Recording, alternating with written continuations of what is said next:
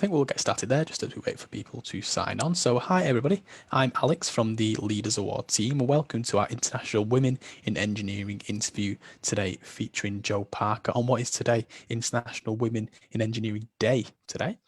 Just before we get to Jo, I'll run through what's going to happen during this session. As there are lots of people watching this event, we have muted everybody except for myself and Jo for the whole event, just so there's no interruptions. The first part of the event will be Jo's presentation, which will then be followed by the second part, which is the Q&A section. Please feel free to type in your questions at any point during the session. Hopefully then when we get to the Q&A section after the presentation, we can get straight into answering as many of your questions as possible. Participants should use the Q&A facility at the bottom of your screen to type in your questions. And this is similar for those on Facebook. Please type in your questions into the comment section. I'm just going to explain a little bit about the Leaders Award. If you were an engineer, what would you do competition, tell you what it's all about. So its main aim is to inspire young people ages 3 to 19 to look at the world around them and design solutions to problems. This can be a problem as small as getting out of bed in the morning to maybe a worldwide problem that we're experiencing right now. And then you have to design an invention to solve that problem. We provide opportunities for you to meet and interview engineering professionals, just like we're doing today, to help you with this and inspire you. Also, we've got lots of available resources on our website. So after our interview today, please make sure you register for those. It's on leadersaward.com. Our suggestion is you make this into a weekly challenge, interviewing different engineering professionals online every week, which we will provide for you. And then look at a different problem in the world that you'd like to solve and design an invention for that. We've also launched our newest project, which is Stat Wars, on the 5th of June. Stat Wars allows pupils to make cross-curricular connections between maths, the world of work, and their own learning. And we've been releasing incredible short videos from our data professionals on our social media channels. So, and follow our website as well at statwarscompetition.com to see what's coming up next with that. Now, without further ado, I'll now pass over to Jo. Hi. Thanks very much for inviting me to speak to everyone today. Oh, hang on. Right. Can you hear me okay? Yes, I can hear you, Jo. Yeah, that's perfect. I'll just make sure your video's showing as well, which, yeah, I think it's coming up now as well, which is brilliant. And I'll just make sure that you can share your screen. I think you should be able to. Yeah, you should be able to now, I think. Okay, right. Well, I'll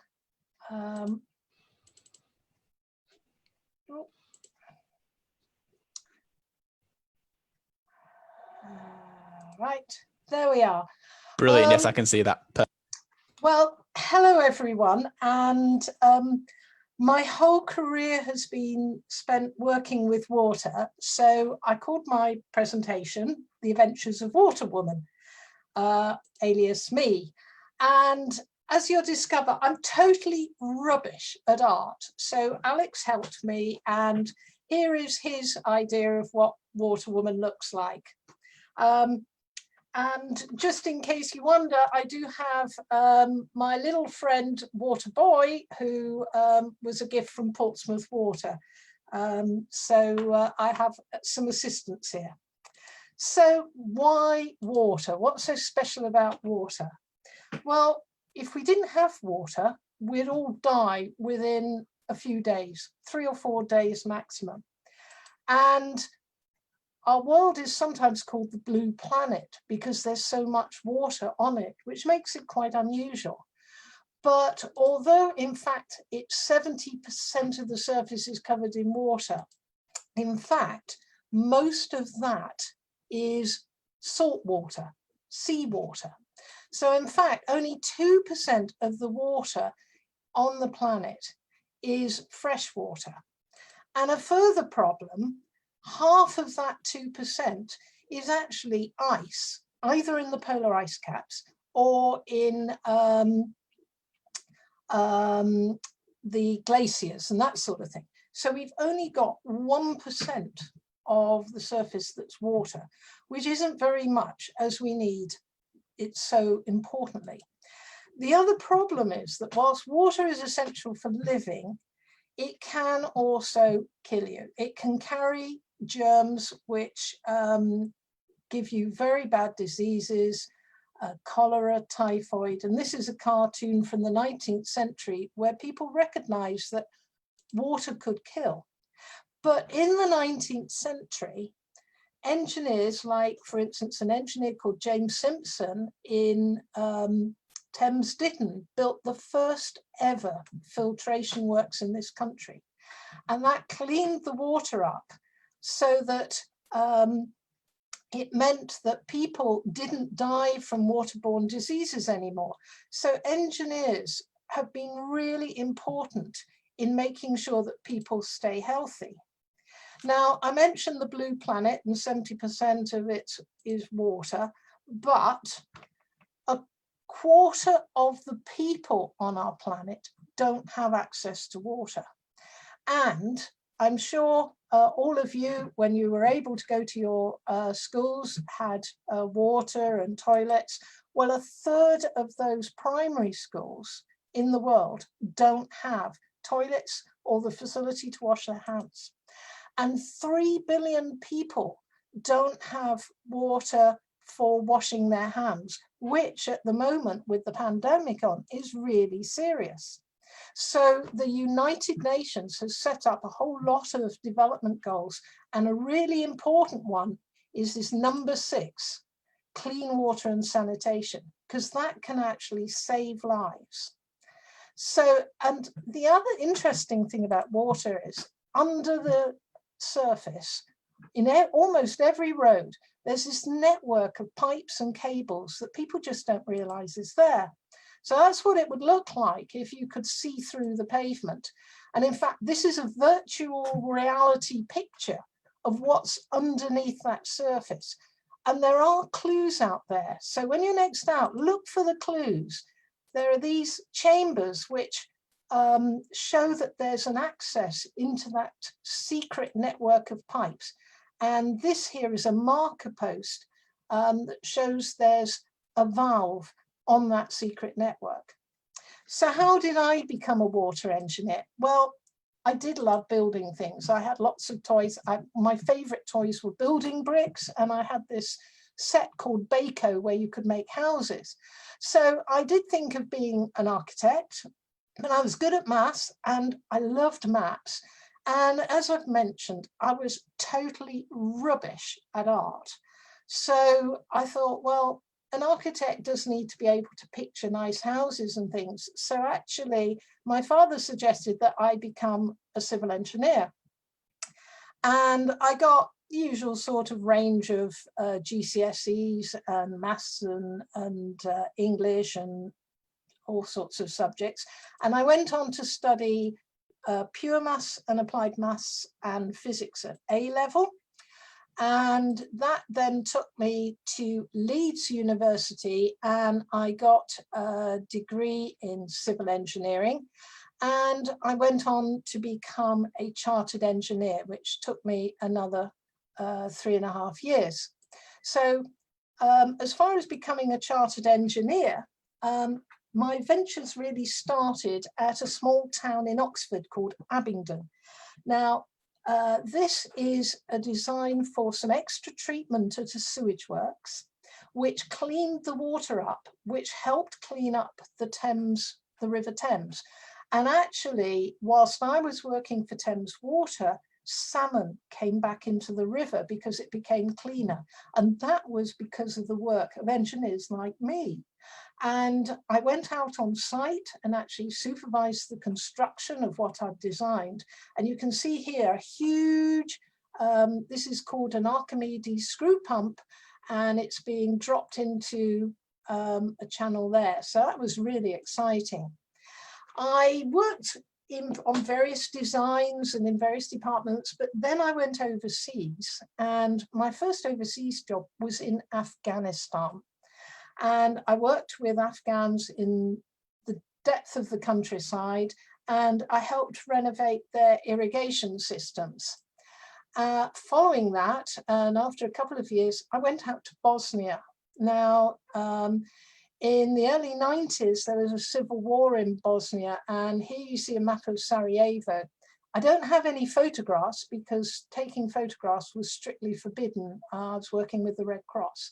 But I helped reconnect a water supply, which meant that people could get water in their homes and they didn't have to go out to get water from a brewery, and that meant they didn't run the risk of being shot at. So again, saving lives. And here you see me with Prince Charles, and I was awarded the MBE for services to the water industry, which was fantastically exciting. I also helped Bill make a television program, which was trying to work out how the Hanging Gardens of Babylon were watered.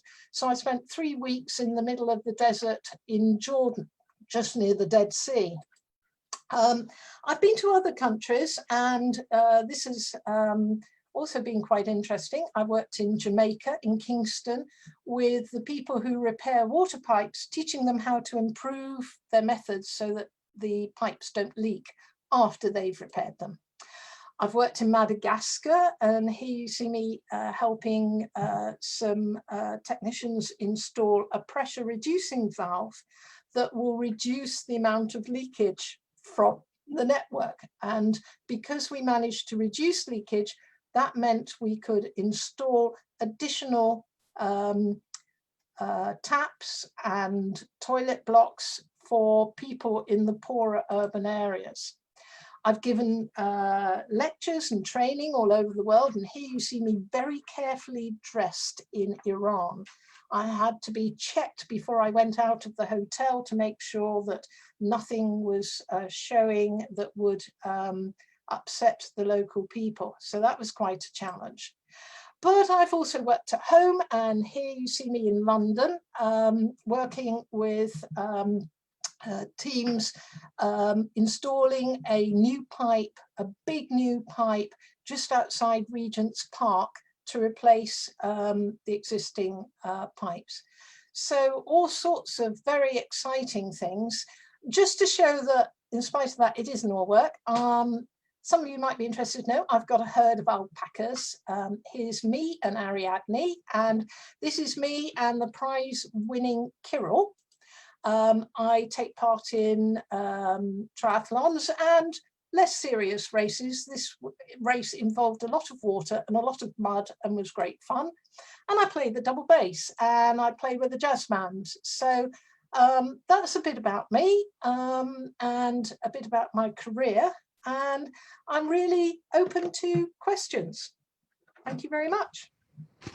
Thank you so much, Jo, for sharing that presentation and your work and your career with us there.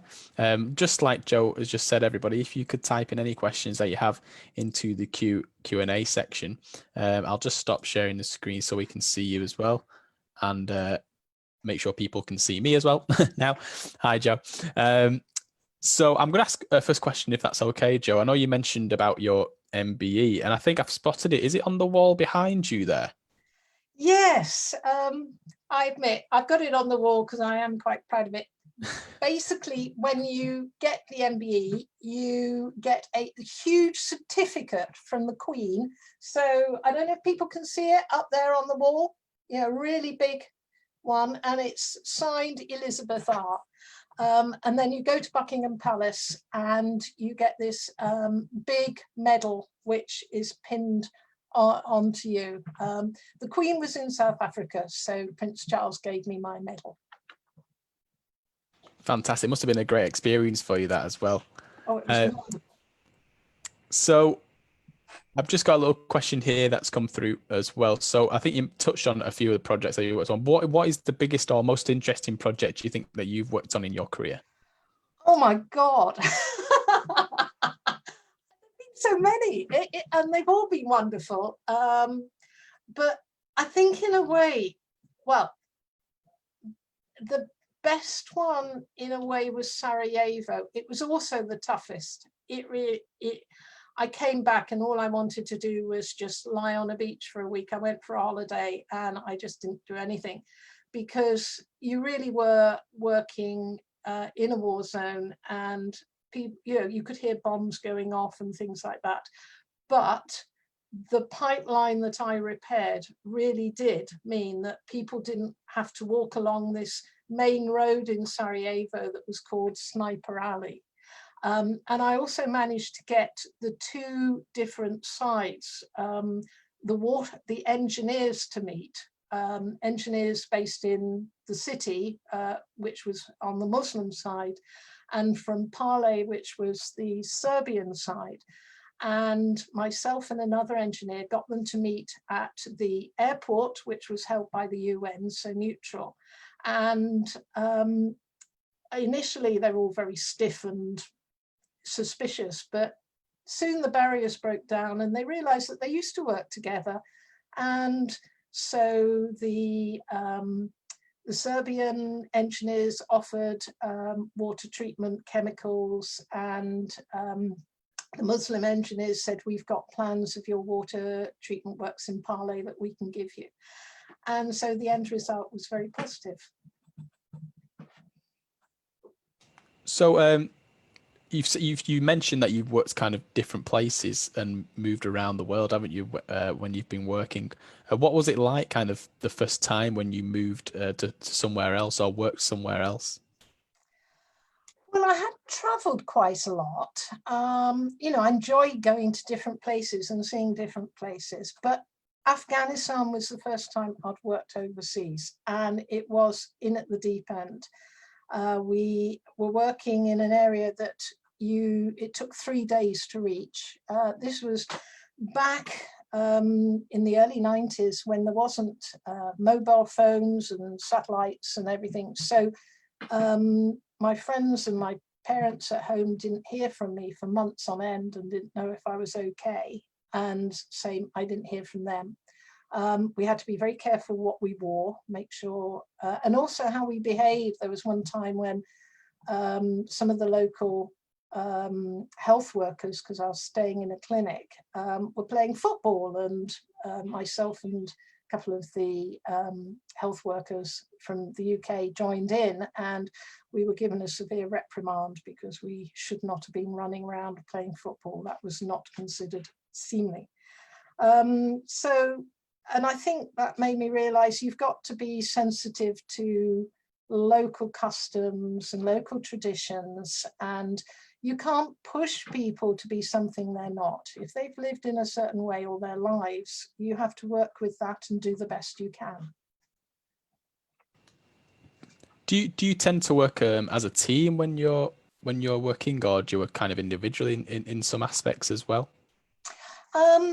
Sometimes, I mean, the work in this country, it's almost always as part of a team, and engineers, certainly the engineers that I work with, they're always part of a team. You know, if you're designing something big like a sewage works or a water pipeline or something like that, you will always be part of a team and people have different roles or might be specializing in different areas. Overseas, sometimes you might be going out as a single consultant to give advice to local people. And I do that quite a lot now. And so then you're working with local people, and so you get to know them. So you never work on your own. You're always with other people. If I speak the language, for instance, in Madagascar, they all speak French and I speak quite good French. So, you know, I can get on with them and get to know them. I've worked in Mozambique where they speak Portuguese, and then I have to work with someone who can help translate, although I'm busy learning at the moment. With it being like International Women in Engineering Day today, are you doing anything special today with it, or have you done anything special in the past with the day?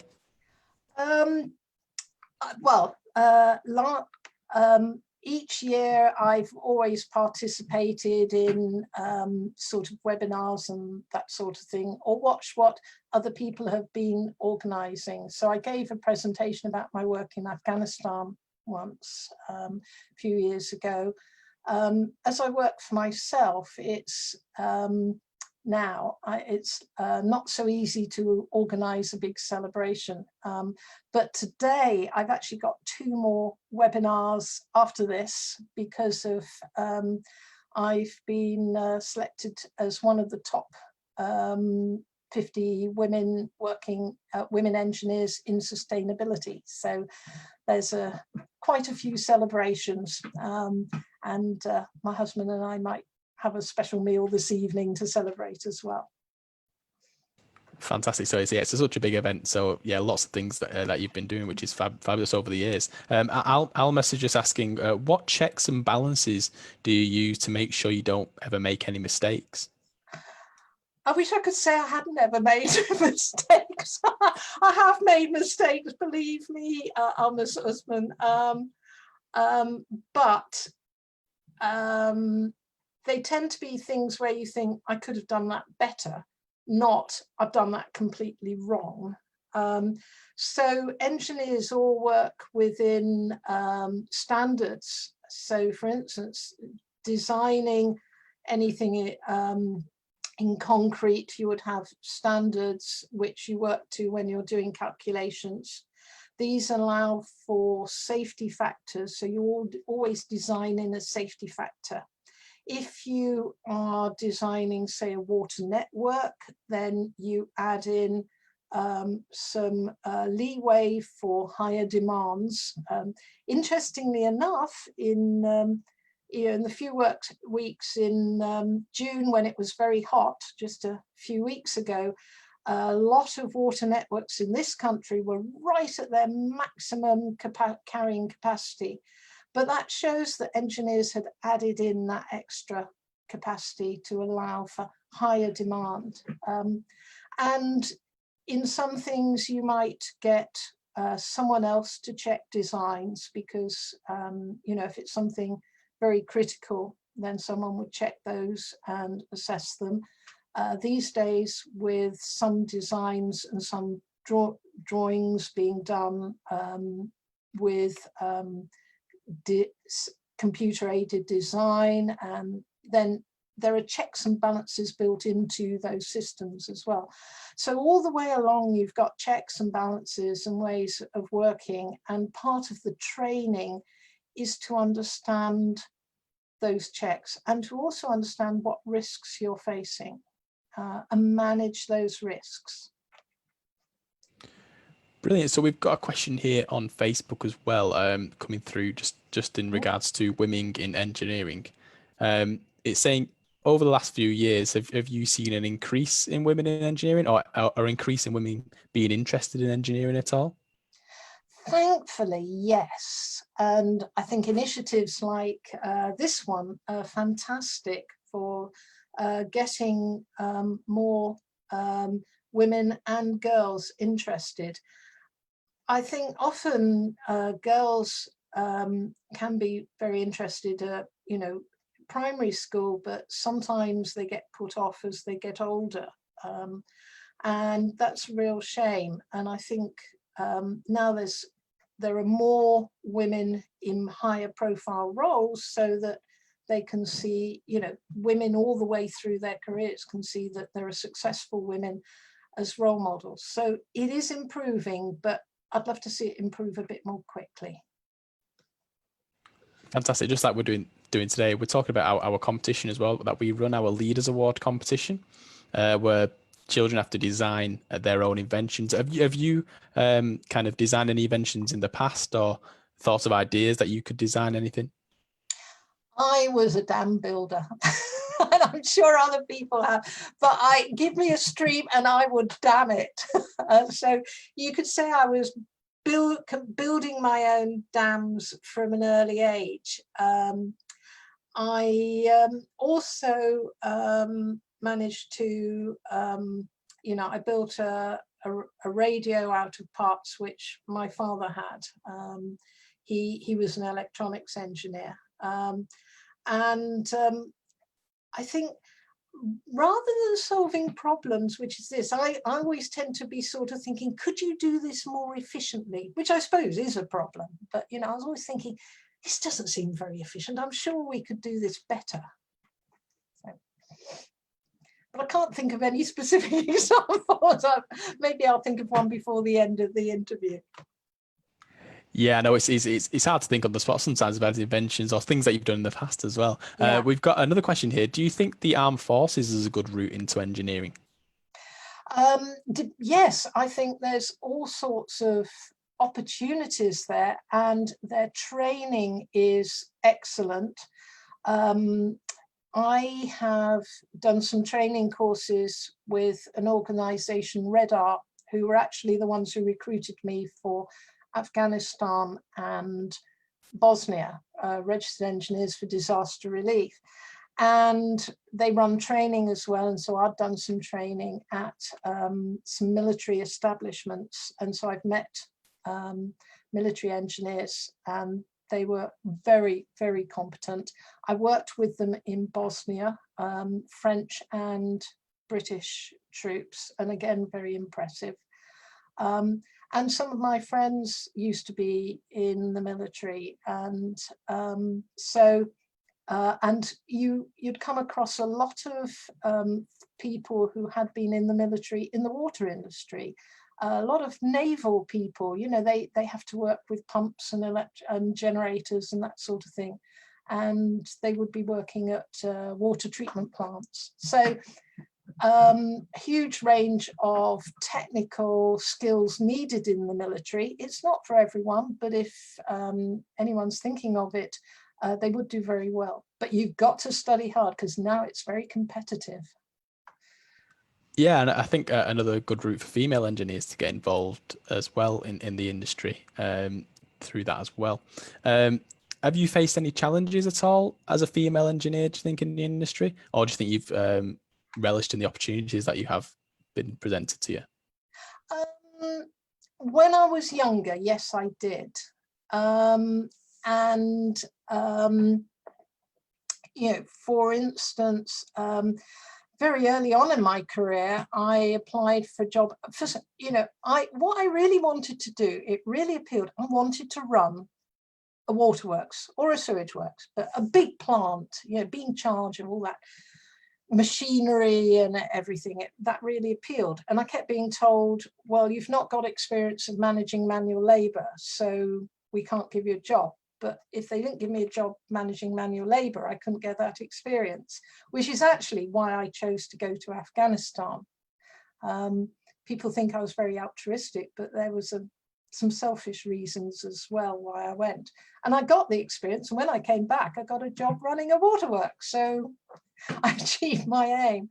And, you know, one or two other things. Sometimes, you know, I think people don't always realize that you've had the experience that you have had. You know, people make assumptions, but that's diminishing hugely now. And certainly in the water industry, there are lots of very good technical women working at all levels. Fantastic. Yeah. So like you said, lots of different kind of, and it touches on the next question here. There's different pros and cons, which is Almus is just messaging as well. So he says, what are the pros and cons of being an engineer, do you think? I don't think there are any cons. Yeah, being an engineer is just, I think back and I think, what else would I have done? You know, people say, you know, if you hadn't done this, what would you have done? I can't think of a better career. It just has suited me down to the ground. You know, I decided when I was 14, and that is now over 50 years ago. And I'm still happy I'm an engineer, and I could retire, but I don't want to because I'm still enjoying it. I suppose the only con is that maybe engineers are not always as well recognised as they should be for their role. And they're not always as well paid as one or two other professional activities. It's perfectly well paid, but you don't, if you want to make mega bucks, then probably become something legal or something to do with accountancy. But for a job that's reasonably well paid and incredibly rewarding, you can't beat it, which is some of the pros. Yeah, I think it's something that you love doing, so it doesn't feel like a job for you, I bet, does it, Jo? Not really, no. But I mean, the other thing I like about my job is that, you know, you do have a real positive effect on people. You know, even doing something in this country, you know, everyone just takes water for granted, and that's so fantastic. You know, I've just been listening to a webinar with the Institution of Civil Engineers, And although there were some concerns that there might be cuts in electricity, no one ever thought they would go without water, and no one did. And that's absolutely fantastic. And, you know, it's been an essential part of fighting the COVID pandemic. Just as we wrap up now, I think a nice question to end on is, are there any kind of tips or advice that you've learned that you could give to the young engineers that are listening today? Well, I would see if you can visit anything to do with engineering. You know, usually people are happy to talk to you about the work they do. So if you don't know any engineers, write to, for instance, the local electricity company or water utility or gas utility and say, I want to be, you know, I'm interested in engineering, can I visit? Try and ask around and find out who works as an engineer. There are lots of us around, it's just we tend to be a bit incognito. So you'll have to find out and do a bit of sleuthing to discover us. Fantastic. Thank you for answering those questions today, Jo, and taking time out of your day to do this for us. I hope you've enjoyed answering everyone's questions there today. Thank you for asking me, and thank you to everyone for listening. I have no idea who you all are out there, but I hope that a lot of you will think about becoming engineers. Yeah, a little strange having an audience in front of you sometimes, but brilliant answering there. So thank you again, Jo, for that. I've also put in an online survey into the chat there. If you could click that link and complete that for us as well. And I hope you've been inspired to take on our Leaders Award competition and start designing some of your own inventions and use our resources at leadersaward.com. Again, thank you everyone for joining us. I think we'll end it there. Bye, everyone. Bye.